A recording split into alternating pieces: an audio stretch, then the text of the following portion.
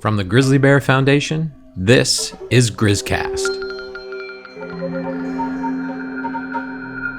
I'm Nicholas Scapillati, the Executive Director of the Grizzly Bear Foundation. The Grizzly Bear Foundation is a charity solely dedicated to the conservation of the grizzly bear through research and public education.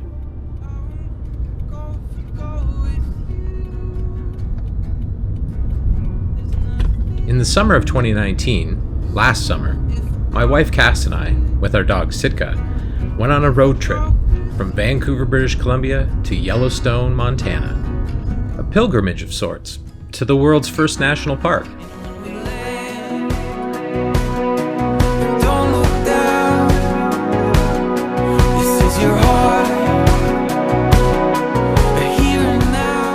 Cass and I crossed some of North America's most endangered and majestic grizzly bear habitat, meeting those on the front lines of grizzly bear conservation along the way.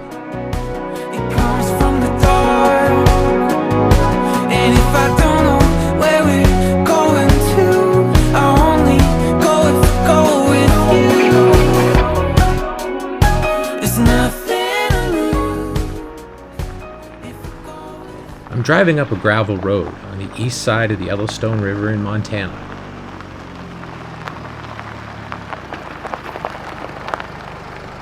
It's the month of August, and we're heading to wildlife defender Doug Peacock's home, nestled in some of the most famous grizzly bear country in the world, the greater Yellowstone ecosystem.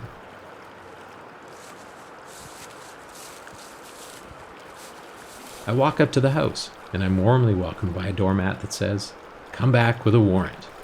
I take a quick, somewhat cautionary glance around. It's a relatively isolated area, and I catch a glimpse of an aluminum canoe that's been used to explore the surrounding area of Yellowstone Park since the 1970s.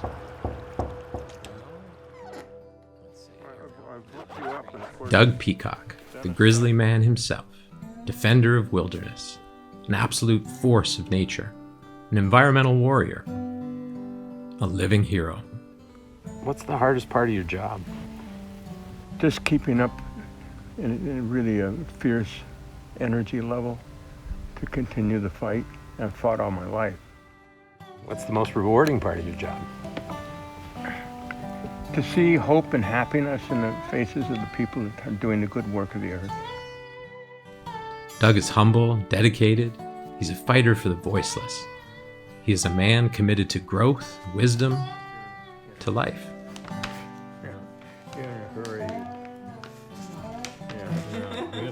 Cass and I are sitting in his living room, three people and three dogs, surrounded by stacks of books and natural afternoon light. And there's definitely the ruts going on. That's great advice. This is an exciting time. With a gnarled hand wrapped in bandages that he dressed himself after a recent fishing accident, Doug pores over the maps, pointing out access routes, contours, lakes, and mountain slopes. He's walking me through one of the wildest places on Earth, a wilderness that saved his life, Yellowstone. And when you get to Tower, go over the pass. It's, it's alpine and it's lovely, and there are bears up there, there's especially subordinate bears because there's still a little protein in the high grasses. And then you drop down the canyon where the falls are, and you just follow the road south, and right at the edge of Hayden Valley, here's Alum Creek. I've spent maybe a year of my life right there, illegally camped somewhere in the back country. Doug has traversed these remote lands for over 40 years.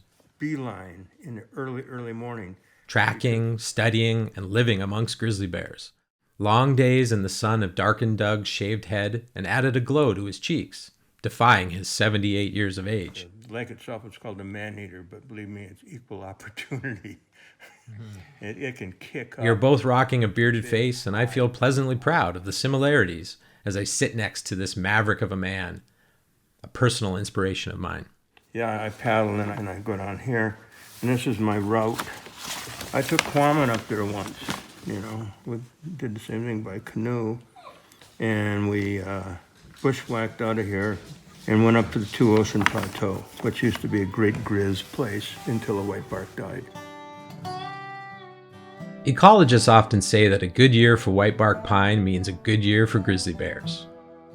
It's for this reason that Doug, naturalist and author, often speaks of whitebark pine cones, a favorite food of grizzly bears. Considered a keystone species in subalpine ecosystems, this tree's nuts provide a calorie-rich alpine food source for grizzlies. Like the journey he is walking me through on his map, Doug recounts a memory of a large lightning-struck whitebark pine tree. Doug had watched a young grizzly bear dig deep beneath the towering tree to feed on the pine nut caches of industrious red squirrels. But he has since witnessed the decline and death of thousands of these slow-growing conifers, heavily impacting the grizzly bear population in the Yellowstone region as one of its major food sources disappears. What you will see, and this is interesting because there's still a few live whitebark trees at Mount Washburn or Dunraven Pass when you come over, you know. But really that few.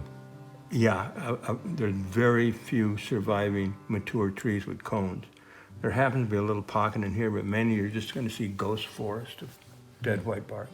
It knocked out probably 90% of them in 7 years, 2002 to 2007. With climate change. Yeah, all it needed.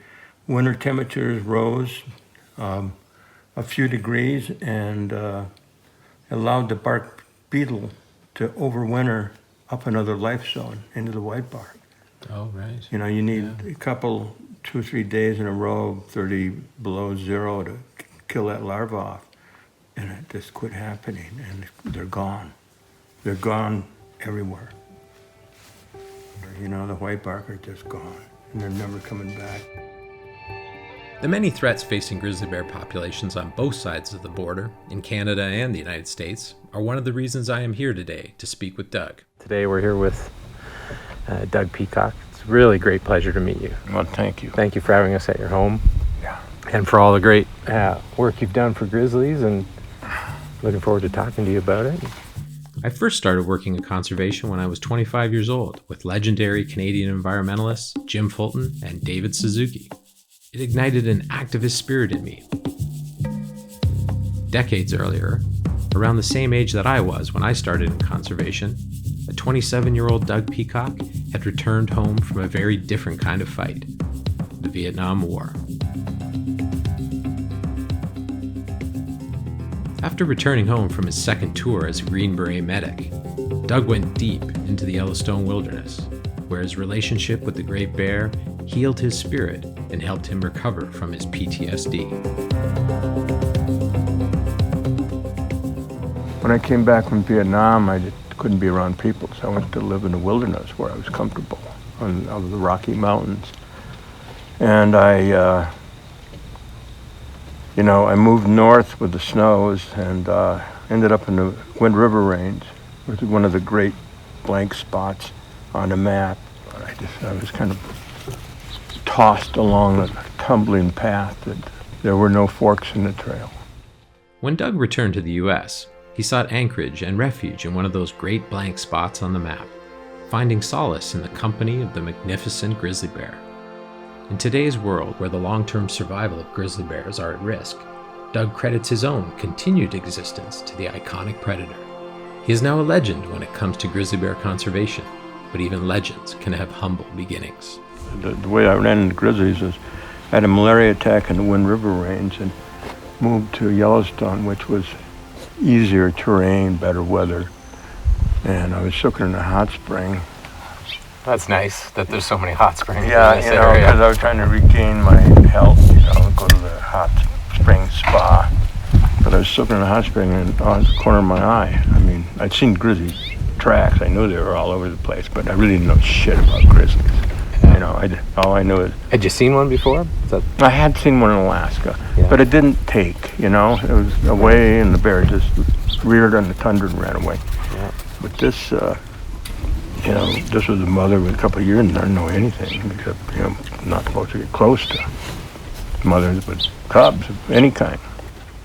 So I decided I was going to climb a tree. And the creek's only, about that wide, but I'm soaking in there in really hot water because it's a hot, boiling creek that ends up tepid. You can get, any temperature you want by going up or downstream. There's just little bathtubs in there. And so when the bears weren't looking my way, and never in this situation did the bears overtly look at me. They knew I was there the whole goddamn time. But anyway, I stood up, and I was going to climb this tree, and immediately I blacked out, the whirlpool-like effect of the hot water. But I was so terrified. I grabbed this tree and I bashed my forehead into it and cut, huge gash in my forehead, and then blood's dripping down. And then I was still so terrified. I got to the top of the tree. But when I got to the top of the tree, I discovered it wasn't much bigger than a Christmas tree. and I'm up on the top, naked, and it's cold. The wind is blowing. It's October. Yeah. And those bears kept me up there for about 30, 40 minutes, wandering around, once coming within here to the fence, 25 feet away. Yeah. They never looked at me. They were just enjoying my demise, bleeding, blue, and naked, like some species of sparrow on the top of this little tiny tree. It's interesting and that one took, I got it. Yeah. It's interesting. A couple times you've mentioned that they won't look directly at you. And well, they do, but when they do, it's time to get out. Yeah. It's time to leave. Fighting for nature is a lifelong commitment, and right now we need fighters like Doug Peacock. Doug is also a father, a husband, a friend, a grandfather. In his own words, he is a man out to tell the world how his life has been touched and forever changed by the enormous power and mystery of grizzly bears. A couple of years ago, my daughter and I were up on top of a butte in Yellowstone, and the wind was raging, and we were huddled behind a glacial erratic, get out of the wind. And I had my daughter right next to me, and all of a sudden I saw a look on her face, and I looked again, and here comes a mother grizzly, only about 50 feet away with her yearling cub. And my daughter, that was a tense experience, but I just said, "Don't move." And and then the mother grizzly stood up, like, once a bear stands up, they're not a threat to you. They're looking and smelling and thinking of getting out of there. But she went through the whole thing, and mouthing and slobbering, and it took 3 or 4 minutes. And then the next thing we saw is she's walking down within 30 feet of us, right in front of us. Wow. Paying no attention, although the cub looked my way. She knew she was there and God, thought, yes. no, I'm okay with it. And she went to the edge of the cliff, which wasn't very far away. Yeah. And there's a tree there I couldn't see. And all of a sudden I hear this sound. And it's the sound of nursing. She's nursing her cub maybe 15, 20 feet away on the edge of this cliff. Yeah. And, if that's not trust. Yeah, that's true. Yeah. And the yearling cub did try to come, he wanted to come and check us out. When the mother wouldn't look, I go, yeah. I love that story, and I've experienced similar behavior myself. Bear cubs are very curious. But before they can come out into the world, their mother bear will nurse them in the winter den until it's time to emerge as the seasons change.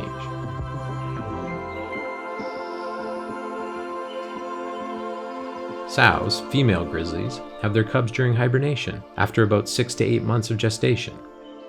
Cubs, most often twins or triplets, usually stay with their mother for 2, sometimes 3 years. As one of the slowest reproducing land mammals in North America, reproductive success often relies on environmental factors such as habitat and food availability. It's a matter of the amount of food available,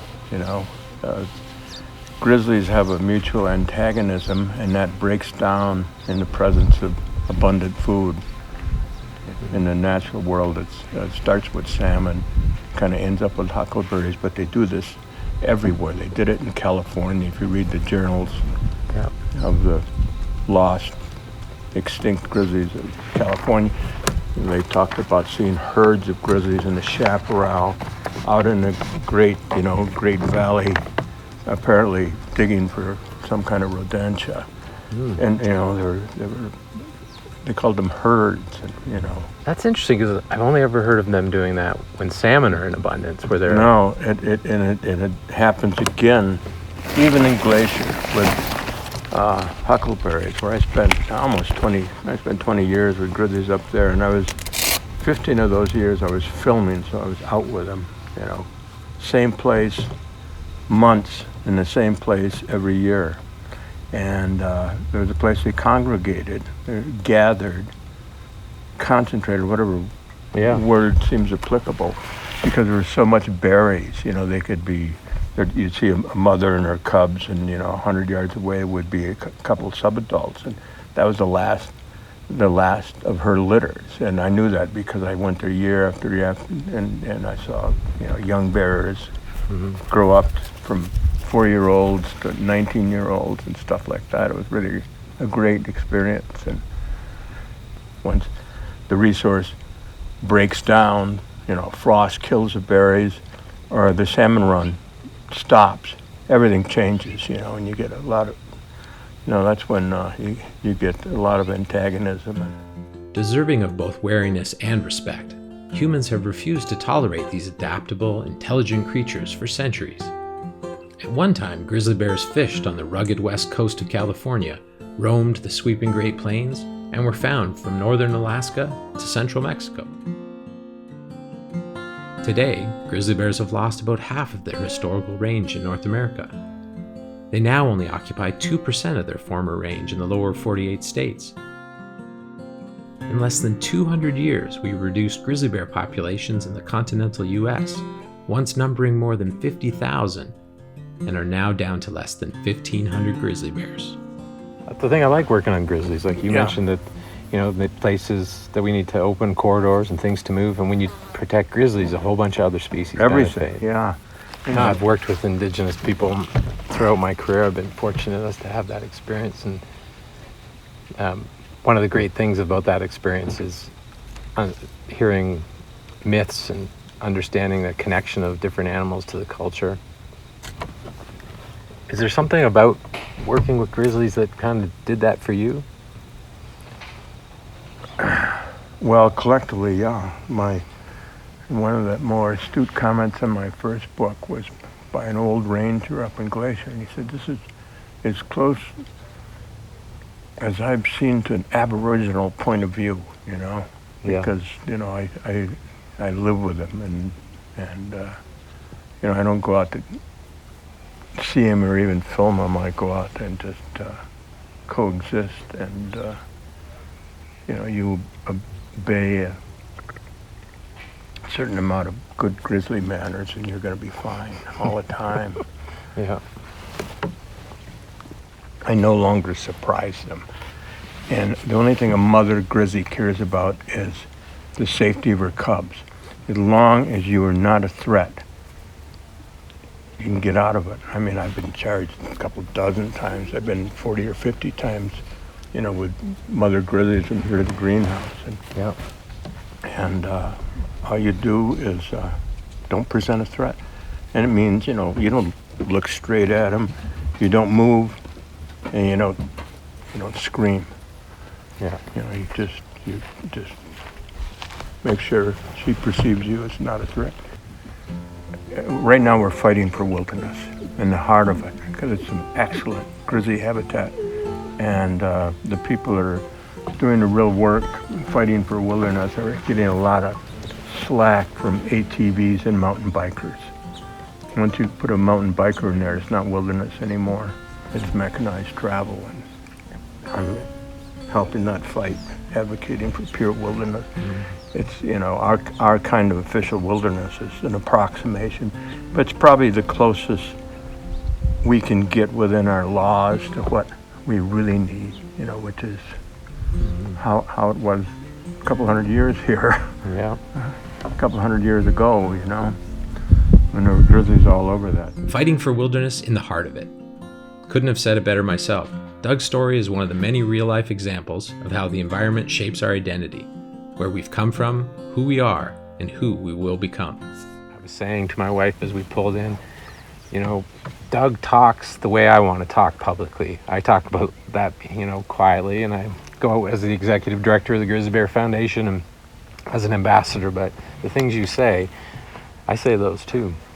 And you give me confidence to say those out loud. I think, as you said about climate change, there's a little bit of time. We've heard with But not a lot of wildlife time. and biodiversity, even less time. But we need to start talking stronger with people and bringing them into this fight that we're in. I mean, the whole sense of urgency that, this is just an example of what should be done. I'm not sure we're going to have enough time to complete it or anything. I just know right now I think it's the best thing to do. I'm bleak about the future, and I have children. I have a granddaughter now, and I'm just going to fight to the end. Yeah, me too. Yeah. Me too. I think that's what keeps me going, and I think I get to spend this time on this planet, and if I get to fight for something that I love, what a great way to live. Yeah. When I met Doug for this interview, I wasn't surprised when I felt right away that we were kindred spirits in one of the longest battles in history to protect one of North America's most iconic species, the grizzly bear. I'm fighting for grizzlies, but it could be any other animal, including Homo sapien. I'd be doing the same damn thing. Yeah. And things have got to move. I'm not sure we got enough time to do all this, but I'm not going to quit trying. The human mind or consciousness was evolved in habitats whose remnants today we call wilderness, Perfect happiness for me is living in a wild habitat with all the intact animals that were here 1,000 years ago. Or in this part of the country, you could say 250 years ago. Doug says that the grizzly bear saved his life. In return, he has devoted his life to saving the Yellowstone grizzlies and has gone on to help many other important conservation organizations get off the ground. Thanks very much, Doug. It's great to be here in your yard in the greater Yellowstone ecosystem, and It's a real pleasure to meet you and spend time with you. Likewise, man. I hope you have enjoyed kicking off our journey together with Doug Peacock as we re-envision what it means to be a conservationist and stirring our imaginations for how we can all make space for the wild in our lives. I'm Nicholas Scapillati, the executive producer and your host. This episode was written and edited by our producer, Lindsay Marie Stewart. Our story producer is Leah Hutchings. Interviews were recorded on location in Montana by Cass Shield. Aloe composed our theme music. Original solo acoustic guitar by John Denbour. This episode features the acoustic and original version of Go With You by singer-songwriter Mike Adele. GrizzCast original album art by Marie Wyatt, with graphic design by Lindsay Marie Stewart. To help us protect grizzlies, the lands they roam, the food they eat, and the wild we share, please make a donation today. Tune in to our next episode, Legacy, as I travel to the northern boundaries of the Arctic Circle to meet with bear specialist and wildlife photographer Phil Timpany, a hunting guide turned conservationist. Phil is known as the Bear Whisperer of the Yukon. Learn more at grizzcast.grizzlybearfoundation.com.